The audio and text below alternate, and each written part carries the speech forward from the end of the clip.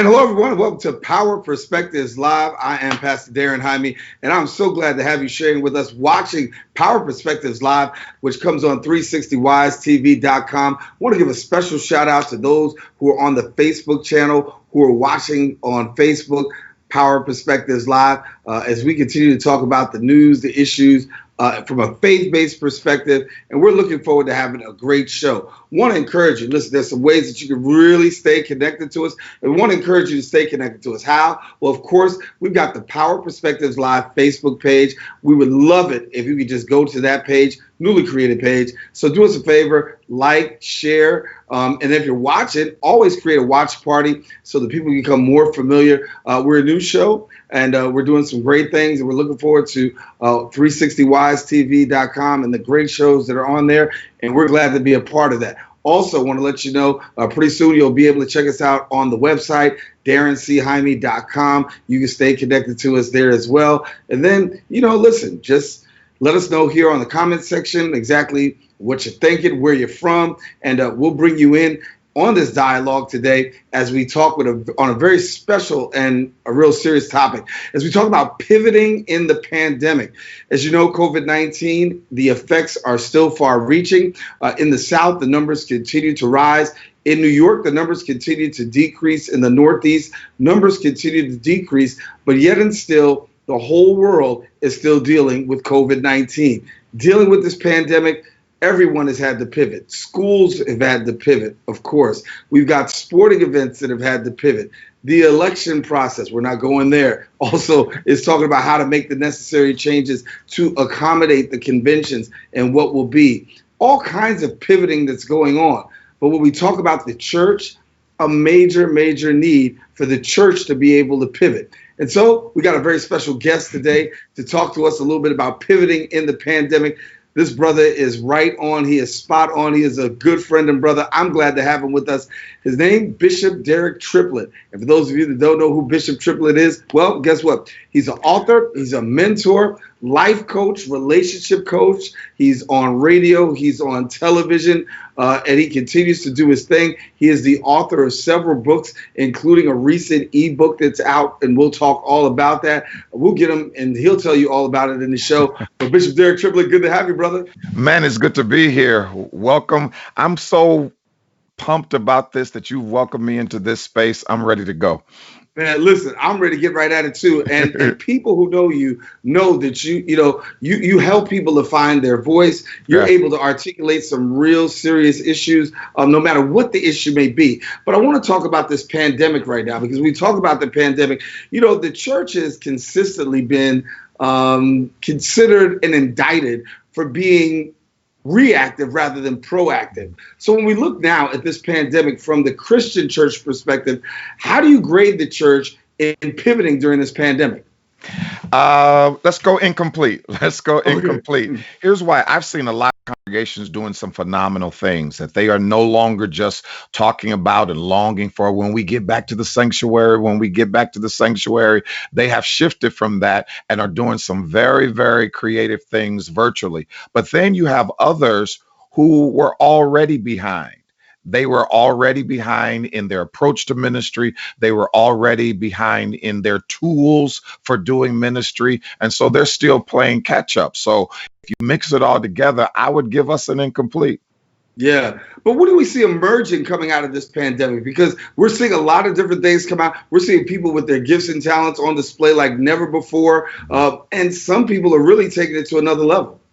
They really are. And what we're seeing is that there are gifts and talents and ministries that weren't spotlighted before. I mean, it's amazing that it used to be you worried about if the people who were going to be on stage present. Now you worry if your techies are present, are they doing the necessary things? So you have people in the body of Christ who used to think that their gifts and skills were kind of in the background. Now that whole line has flipped. What used to be in the back is in the front, and we are looking for our social media people. We're looking for our audio visual people to step it up to another level. And I'm seeing a lot of people doing just that. So much so, a lot of people are launching their own businesses out of this pandemic, and that's cool to see.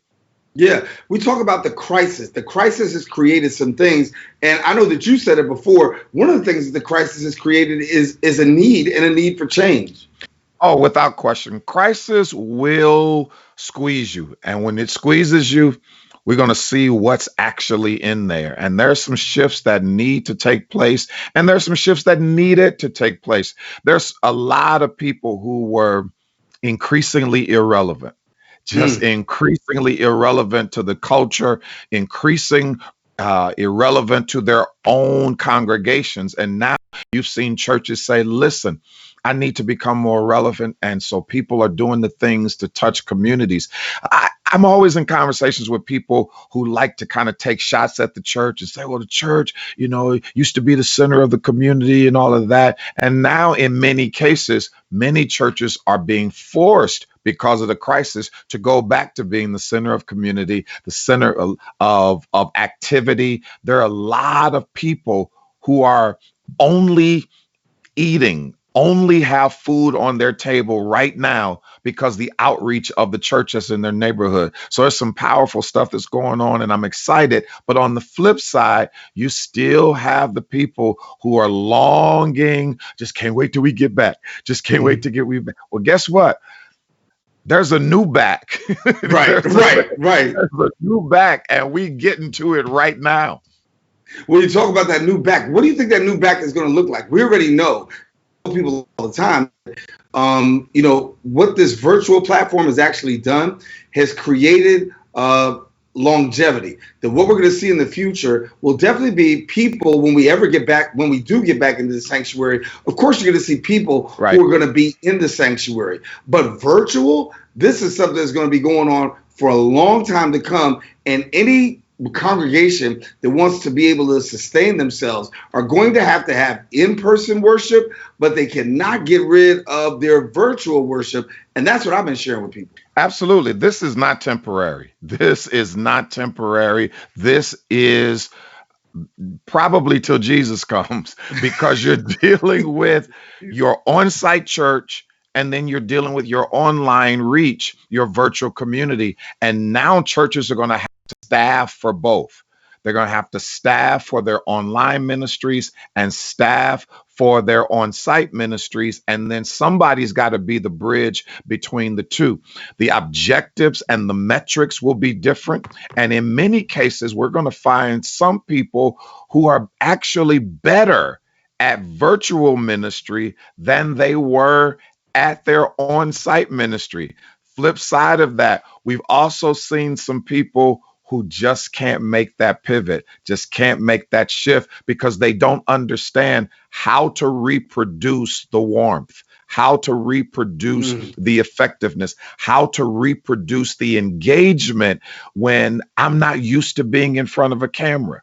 And Right. and the other thing that we're seeing is that it's got to work, because if Wi-Fi goes down, or if the camera goes down, or if brother so and so who runs the camera doesn't show up, then the whole weekend is shut down. And so we've got some staffing issues we've got to do, and we've got some mindset issues that we've got to do. And I think people are doing a good job at it, and it's going to force us to help each other.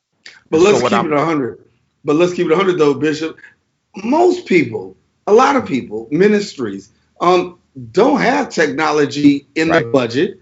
And when we talk about congregations being technologically savvy, we know that many times people are just now catching up. And as they're just catching up, the greatest challenge is by the time you catch up, we're already in another dimension. It's crazy. You are absolutely right, Pastor. And I've been saying this for years, even, I mean, literally for years, that when you look in some of our cities, there are some churches that need to merge. They Right. they need to merge. They need to merge because in many cases they're not, the economies of scale don't give them what they need. I mean, you take the city that I pastored in for almost 30 years. It is a city of a population of about 75,000 people proper, but draws from about 200,000 people. And it's 34%, 35% or less African American. And unfortunately, my ministry is probably going to be to the majority of Black people. I'm just not, with the stuff I say, I'm probably not going to attract a whole lot of other people of different ethnicities. And what we found out is in that little geography, you had over 80 Black churches. Mhm. There's no way for those Black churches, especially if you've got over 80 Black churches and the per capita income in Daytona Beach is less than $30,000 a year. There's just not enough money to go around. But if churches would merge and benefit from the normal economies of scale, then you could get some significant things done. But if the churches or the congregations aren't going to merge, I'm going to bring up something that you know is a problem. If the churches don't merge, then at least in our ministerial alliances, I'm hesitant to even say it, at Right. least in our ministerial alliances, our reformations and our denominations, if we merged some money in those areas, then possibly we could have a situation where churches are able to have access to both technology and human resources to get their stuff done in without needing to have that budget. But that sounds too much like right. Well, listen, you on to something here. I hear people talk all the time. You know, you hear people say, "Oh, the Lord led me. The Lord led me. The Lord is leading me to open this church. The Lord Hmm. is leading me to start my own ministry. The Lord is leading me Yeah, to go out there." And I tell people all the time, you know, the body of Christ is going to die from lead poisoning. The people talk about they led you, right? That's on one side. But in all that you hear the Lord telling people, I never hear people say, "The Lord is leading me into the ministry of consolidation." right. Like, why is that? And I think that in this pandemic, there's going to have to be some consolidation. Whether or not we want to admit it or not, Absolutely. there's some churches, just like there's some businesses. When you think about Lord and Taylor, they're going down. You Hmm. think about Neiman Marcus, they're in challenges right now. You talk about J.C. Penney, they're closing down their stores. A lot of stores are closing. A lot of businesses are closing. So it is safe to assume that in some congregations, in some communities, even though it's a painful thing, Right. it's a realistic thing, doors are going to have to close. Two things to that real quick, Pastor. One, I've seen it beautifully done in Sarasota, Florida. A son in ministry of mine, two churches merged. My son was a great pastor, great congregation without a building. There Mhm. was a beautiful, genuine man who had a building and said, listen, I've got this building, I've got this handful of people, but you know what? An outreach pastor. I'm really not a lead pastor. Can we merge? And I watched those ministries merge, come under a new heading, a new name. And here's the beauty. I saw a man empty his office and give it to somebody else and says, no, he's now the lead pastor and we're going to follow him. I've seen it done beautifully. It's working. We're about 7, 8, 9 years into this thing and it's happening. Here's the flip side of that. Quick story. I was probably 24. I've been Mhm. pastoring probably about 8, 9 months, went to my first association meeting. And so it's me and a bunch of pastors who were at least 40 years older than me. And one said to me, I'll never forget, he said to me, he says, son, I don't care if it's 4 people, ain't nothing like being called brother pastor. And I thought, he got the wrong guy. I'm not Right, doing it with 4 people. I'm not, right. it's not going to happen. So if we can get past ego and if we can get to the point that we recognize that some of the people who need to merge also need to consolidate without having to feel like they're obsolete. Mhm. And if we can massage that, I think we can do some great things for the kingdom. I was looking down here checking this out because I'm thinking about you for yourself, right? Mhm. And people who don't know you know that you are successful. I mean, you know, a successful ministry in Mhm. Daytona Beach, Florida. Yeah. You started out, you pastored the church for 5 years. Right. Then you come to Daytona Beach, and then you pastored for 21 years. The church is up here. I mean, it's up Mhm. here. Right. And what people, you know, some people know your story. Everybody doesn't know your story, but I'm telling you a story right now. And 21 years in, at the height of ministry, you decide yourself you want to pivot. And you pivot out of the pastorate, being as successful as you were, and then you decide to go into another realm. Yeah. Talk to me about this, because, this leads me into the next section about the next segment, which is knowing when to say when. When is the time for you to make that pivot? And why did you make that pivot? Well, I wish I could take credit for it, but I can't. I was simply being obedient. As a matter of fact, to be honest, I went kicking and screaming. and I went kicking and screaming simply because of this. I knew I had other talents and other gifts that I wanted to use for the sake of the culture and the sake of the kingdom of God. I knew that. I thought that I would continue to be able to do that within the context and the confines of our congregation and our church. What ended up happening was I started, when you say knowing when to say when, I started frustrating myself and frustrating our congregation, because my zeal was for things that in many cases the ministry wasn't ready for. And that is not, it was different, not better or worse. It was just different. And so I think to keep me from frustrating myself and from frustrating them, God said, it's time for you to go. And so that's what we did. We transitioned the church, and we took about a year to do it, put some people in place. And I wish I had the opportunity to emotionally and financially plan for it, but I didn't. I didn't have the time. I didn't have the opportunity to emotionally plan for it, which kind of sent me into a semi-depression for 7 or 8 months. And I didn't know it until I came out of it, because in many cases, even when it's not fulfilling, it's what you know. Mm. And so when you're pushed into something that you don't know, even though, and here's what the Lord said to me. He said, listen, you can be, and I'm not a real big, the Lord said person, but he was real clear on this one. He said, you can either be comfortable out of my will or uncomfortable in my will. You choose. And I chose to be in his will and to be uncomfortable. And it rocked me though, man. It rocked me, but I knew what I was supposed to do and how I was able to defend my intent and defend my actions to my congregation, because these are people who started with me. Right. All I could say to them was, the same voice that told me to start is the same voice that's telling me to pivot. Right.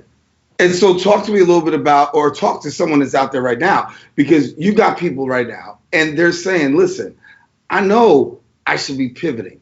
And let's be honest, we both pastors, right? Right. Pastor. And sometimes a pastor will stay in the pastorate longer because they need the finances. Right. You could be in church and be engaged in a ministry, and you can stay in that ministry for a long time simply because you want the title, you want the prestige, right, and you don't want to look like, quote unquote, a failure. But the biggest thing I tell people sometimes is someone else's success doesn't make you a failure. Right. Pivot. Right. It's the issue of comparison. And if we're not careful, we all do it. And then we do things for financial reasons and financial stability. And when you build your life around that and you build your family around that, and now you've got some decisions that you need to make. I had the benefit of this, that my children were already grown. My children were already grown. I'd already put them through school and all of those kinds of things. And so I didn't have that particular pressure as it relates to finance. Now, did I take a major financial hit? Of course I did. My accountant called me, and when I sent him my taxes, he said, send me the rest of the stuff. I said, that's it. He said, no, the rest of it. I said, no, that's it. He says, do you have any idea how long it's been since you've made this little bit of money? I'm like, yeah, dude, I got a pretty good idea. So it was a financial thing, but I had to do what gave me peace. I had to do what I felt the Lord was leading me to do. It's crazy, Darren, that I did get calls from people who said, I know I'm supposed to do what you did. Mm, I wow. know it, but I ain't got the courage. Right. And they are still in pulpits to this day. Talk to me about launching out into that second gift. We talked about this Yeah, before, about launching. Everybody has a primary gift. Everybody has a secondary gift, right? And right. so for some people, it's it's news to them that okay, Daren works in the field of journalism, been in Hmm. the field of journalism for 30 years, but that's a gift and a talent that I've had for a Right. minute. But I also know that I've been called to pastor. I know that I've been called to preach. I know that I'm called in this work. But sometimes it seems as though that we are so accustomed to becoming one dimensional that Right. we don't make that pivot. And in many cases, it's a matter of how you want to be defined. Anybody whose identity is solely in their gift is going to have difficulty pivoting. Mm, Anybody, especially us, anybody whose identity is in being pastor, bishop, doctor, so and so, you're going to have trouble pivoting. I have always been comfortable being Derek Triplett without the title. I've right. always, I've always been comfortable, joining the team without being the quarterback. So it's never mattered to me, to be the guy. It's never mattered to me to be, the person that people, yield deference to and all of that. And that's just really never mattered to me. What matters to me is product and progress and getting the job done. But we live this thing where we're concerned about, and let's be honest, our peers talk. Right. Our Right. peers gather opinions. And when you Right. mention failure, that was, you know, that was the word. He's failing. He's losing his mind. What has Right. happened to him? They call my What's going best on in friend. his life? What's going on? Somebody get your boy. What is Right. happening? Because you don't leave a pulpit, especially one that you started. And so the Right. reality is it was tough. Now, when you talk about that second gift, I think that's where ego gets the best of many people because now you are a learner. Mm, I had to learn how to use those other gifts in a new marketplace. And to be honest, I'm still learning. And so preaching, pastoring, I know right. I can go do that. But now to be in a situation where I'm in the proverbial and actual classroom of learning new things. And here's the trip part about it is that you're having to learn from people who know you in your other life. Right. you Right. know, Right. you know, this is Bishop Derek Triplett, but right now this dude don't know how to do this. So did you let me cut it here. Do they say to you, because this is one of the dangers, or not the danger, but one of the things that are commonly said, right? Oh no, the bishop done went back into the world now. Here he is. He's on TV. Hmm. He's doing stuff about relationships. He's the life coach, Yeah. he's the author, this and that. So somebody says, you sold out the pulpit to go be with the world. And you say what? Well, they never said that to me. Right. They never said it to me. They may have said it to other people. I do think that we are a little bit more refined than that. I think that there are people who understand, and if they didn't understand it before COVID-19, they understand it now that you Right. do need to have some range. Now, there Right. are people who are called to preach, and that's it.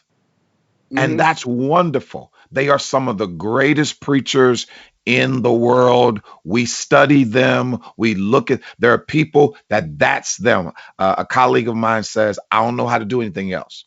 And I don't want to know how to do anything else. And that's his calling.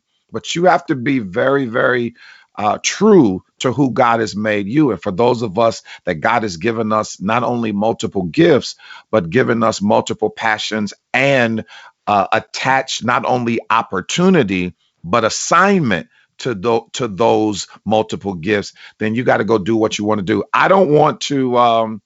I don't want to see God. And he says, oh, what about that? Hmm. Oh, but no, God, I was just preaching and passion. No, no, but what about that?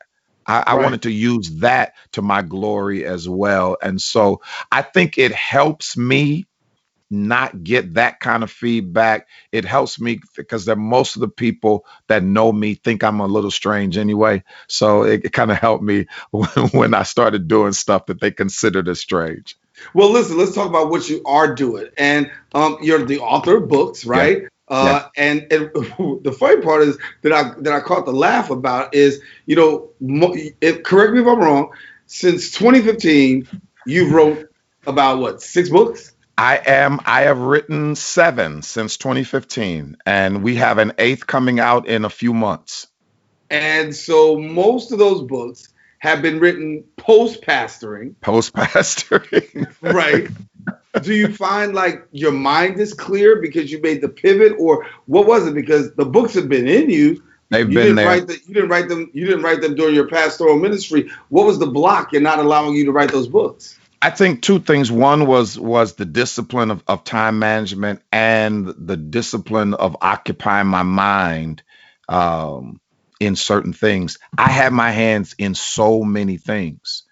I had, and you know, I was president of the workforce development board of 2 counties. I was doing workforce development issues. I was doing economic development issues with the chamber of commerce. I was doing this, and so I never really had that time to just sit down and focus on whatever the subject matter is. So not pastoring and coming off some boards and the like allowed me to focus on some things, but it also um, I had to discover that to be your best at one thing, you may have to be less than your best at something else because you Mm, may not be able to be your best simultaneously with those two things because all of us only have so much capacity. We right. only have so much capacity. And so it is funny that people, you know, all of my ministry, man, when you gonna write a book? And I would always say, oh, I'll write a book when I got something to say. And I Mm. and then all of a sudden, in the quietness and the stillness of not running around, I was able to pour out some things that were always there. Yeah. And when we talk about books, I want to talk about one of your books right now. Talk about the most recent book that you wrote, which is an ebook. It is an ebook, and actually, it's a free one. So y'all can go to DerekTriplett.com and get this one. It is a book called Gifts to My Son. I'm going to deal with that one in just a minute. Gifts to My Son, 5 lessons that I taught my son. My son, Donovan, is a tremendous young man. And I started thinking about what are the things that I hope I taught him?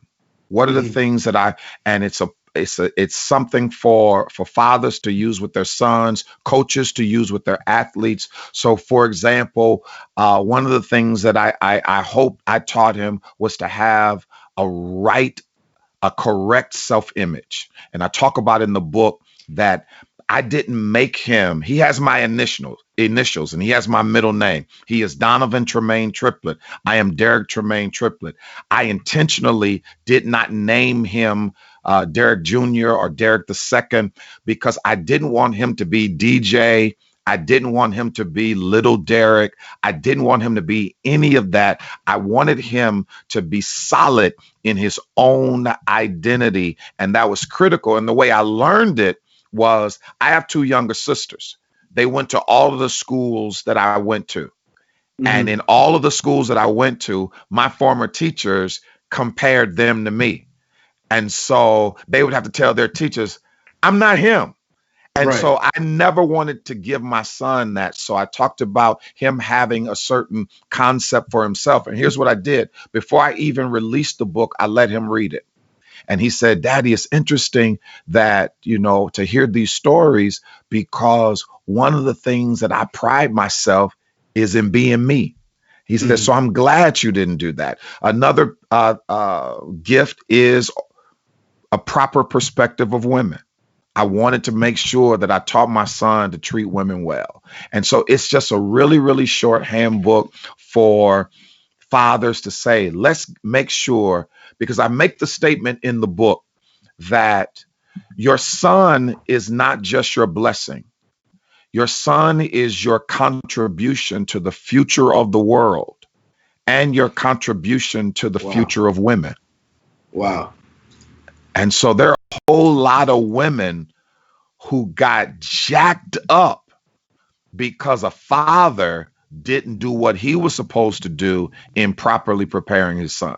So that one's out there now. That one's free. The other one I did was actually not a book. It was a video series because I didn't have time to write the book. And it was a leadership piece entitled The 5 Biggest Mistakes I Made as a Young Leader. Started pastoring at 23. And so I took a slice of my life from 23 to about 40 and said, what were the 5 biggest mistakes that I made that I wouldn't want a young leader to make right now? And not just for pastors, but leaders in general. And one of the things that I lay out in that video series, and it's available online as well, is that I did not create early enough a true system of accountability. If I had created a real system of accountability, I wouldn't have made some of the other mistakes that I made. And so that one was with me for about a year. I talked to people who knew me during that time period. I asked people, what do you think was my biggest mistakes? And I gathered them all and I came up with the 5 biggest ones. How painful was that to hear? Painful. Painful. And here's why. Because one of the people I asked was my kid's mom. You know, I because she lived through that period. She lived through that period and she knows me as well as anybody. And so I said, what do you think one of the biggest mistakes was? And to her credit, yes, we did divorce, but we're best of friends now. But to her credit, she did not use it to hammer me or anything. And she actually brought out something, Daren, that I hadn't thought about. She said, I think one of the big mistakes that you made was you left the Procter and Gamble company too soon. Because I was in corporate America and I left corporate America to full-time pastor. And she said, I left too soon. And so I write now as to young pastors, make sure that you might want to be bivocational.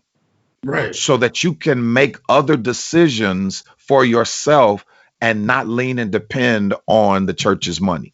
Talk to me about bivocational, because listen, that's a lot of struggle for a lot of people. Being bivocational in ministry, you want to take that leap, but yet and still you recognize you got to take care of home too. Let me just say real quick, I think the paradigm has shifted. When we were coming up, the goal was to get into full-time ministry. That was the goal, to be able, that your church would grow to the point that you could put your full focus on the church. I think that paradigm has shifted. I think now people are recognizing the importance of multiple streams of income and the opportunity to make decisions about your life that aren't in bondage to the church writing you a check. There are so many decisions that I could have made differently. Right. If I hadn't been depending on the check. Right. Want to let you know Bishop Derek Triplett is our guest. And listen, you can check him out, bishopderektriplett.com. That is his website. He does relationships. He talks about career. He talks about church. He does it all. Tell the people exactly what you do and how they can also get in touch with you as well, because somebody may need to lean into this real quick. Go to DerekTriplett.com, DerekTriplett, and we're doing relationship coaching. We're doing premarital coaching. We're also doing leadership training and developing, and we're getting ready to do some personal development. A lot of people are needing that push in order to get the best out of them, and we've got time to give what we've been given to you. So Catch us there. All of our social media is Derek Triplett, DerekTriplett. I'd be glad to work with you. I think I got time for one more question before I jump in, before we get out of here. Talk to me a little bit about the biggest mistake that people need to avoid making in this season, particularly in the church culture. What do we need to avoid in making in this season? Really quick, and it may sound like a cop-out, but it really isn't. The issue is going to be balance. The issue is going to be balance.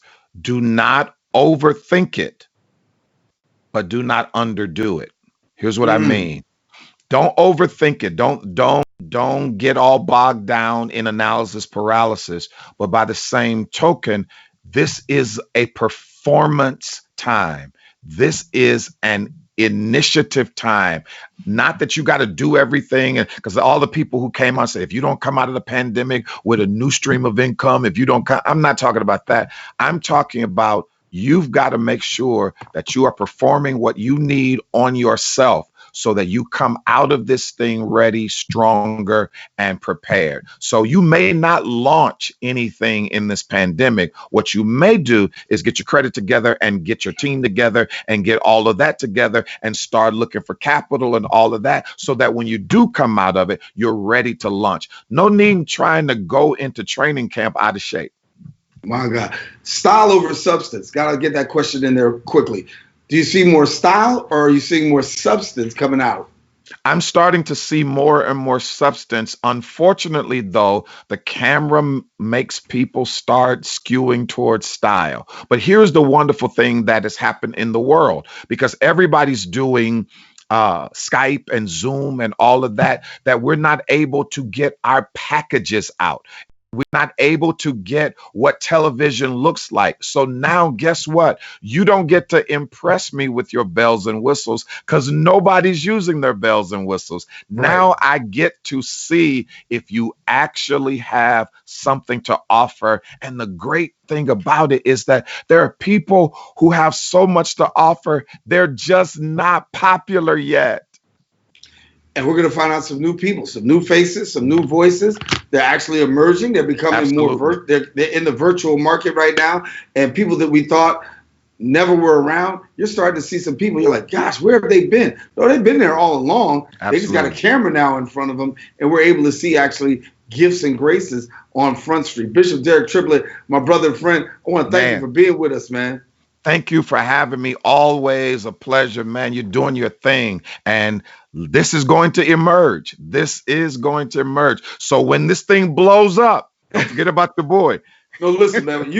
I tell people all the time, he's my friend and brother. When I told people today, I said, listen, he's one of the realest friends and brothers I got, who keeps it 100. We can talk about it, but not just talk about it, but be about it. And that's what I love about you, man. So thank you so much for being with us here on Power Perspectives Live.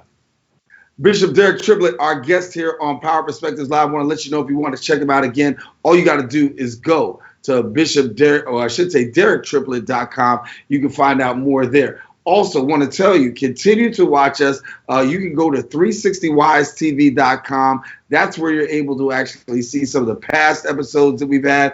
Dr. William Barber, Freddie Haynes, Benjamin Crump. We got an exciting show coming up. I'm going to tell you about it. Actually, it's September the 10th. I can tell you this show's coming up on September the 10th.